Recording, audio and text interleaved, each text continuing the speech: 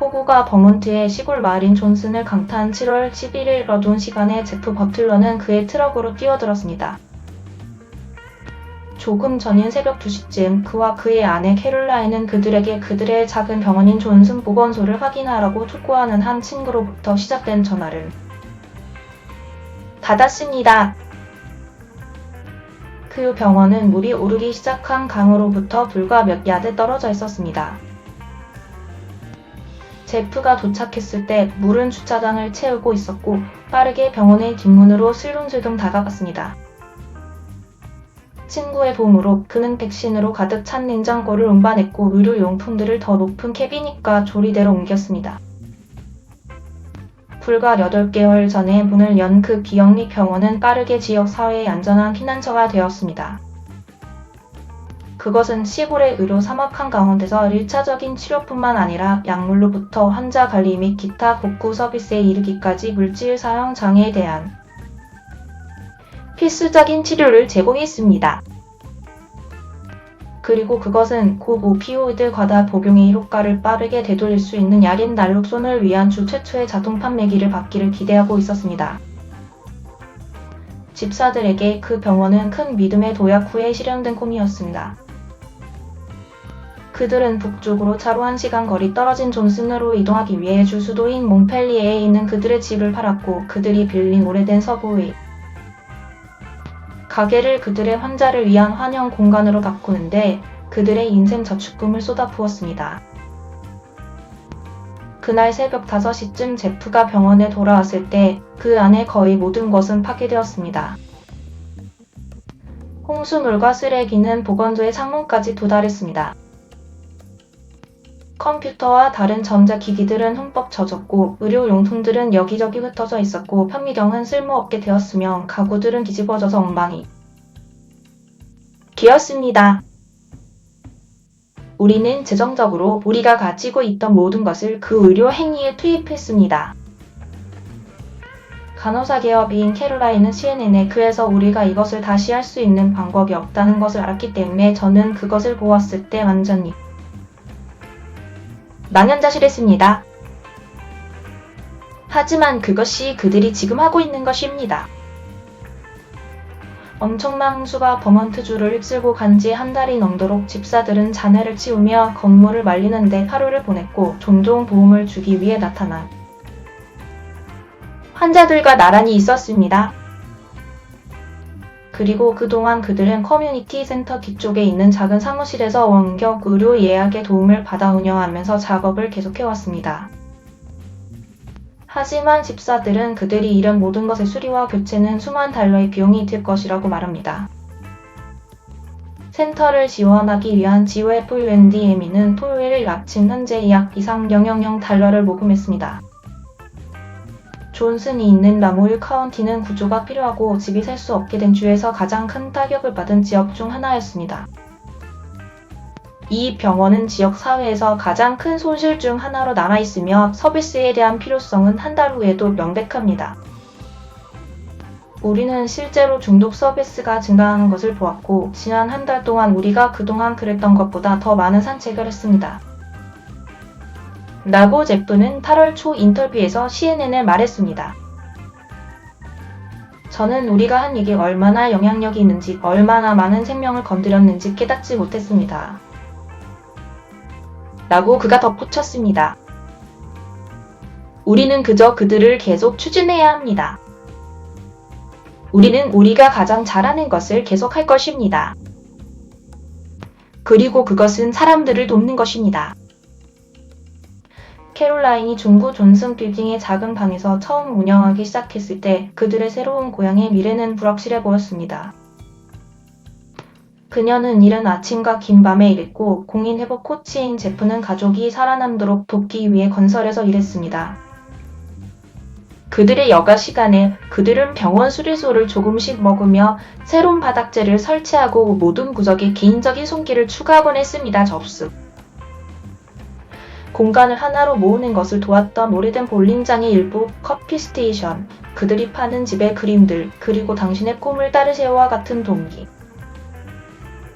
이발적인 문구가 있는 장식들. 그것은 빠르게 집처럼 느껴지기 시작했습니다. 우리는 꽤 많은 땀 평등을 그것에 쏟았습니다. 제프는 말했습니다. 우리가 함께 일하는 인구 내에서 많은 사람들이 의료에 대해 트라우마를 가지고 있습니다. 그 트라우마를 타파하고 그들이 과거에 느꼈던 오명을 타파하기 위해 그것은 우리가 사람들에게 제공하려고 노력했던 가장 큰 조각들 중 하나입니다. 의료를 받을 수 있는 안전하고 환영하는 장소. 존슨 보건센터는 2022년 11월에 문을 열었고 마을의 주민들뿐만 아니라 주 전역에서 들어온 물질 사용 회복 중인 사람들을 돌보았습니다. 캐롤라인은 특히 사무실 환자들이 쉽게 접근할 수 있는 부분에 약을 보관하여 날록숨의 사용과 쉬운 접근을 정상화하는 것을 돕고 싶었습니다. 그 약은 오피오이드 과다 복용을 되돌리는데 매우 효과적인 것으로 증명되었지만 전문가들은 그것이 미국 전역에 걸쳐 주로 부족하게 분포되어 있다고 말합니다. 2022년 연구는 다른 회복 계획과 함께 날록순에 대한 접근을 늘리는 것이 미국에서 과잉 전염병에 상당한 영향을 미칠 수 있다고 제안했습니다. 미국 질병통제예방센터의 국립보건통계센터의 자료에 따르면 연구가 발표되기 전에 버몬트주는 2020년 3월과 2021년 3월 사이에 충격적인 85% 증가하며 미국 주 중 가장 많은 과다복용 사망자가 발생했습니다.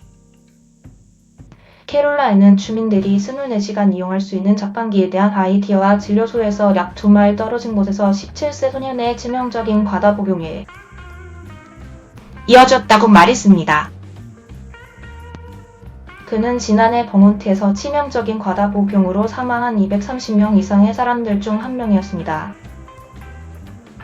진료소가 문을 연 8개월 동안 약 36명의 환자를 치료한 것에서 7월에는 거의 300명으로 증가했습니다. 그들 중 30년 이상 중독과 투병한 그때 캐롤라인이 뉴햄프셔 국경 근처의 중독 프로그램에서 일하는 동안 그녀를 만난 45세의 로버트 비숍이 있습니다. 이 두 사람은 캐롤라인이 존슨으로 떠나기 전 약 1년 동안 함께 일했습니다. 비숍은 그녀를 따라 그곳으로 갔습니다.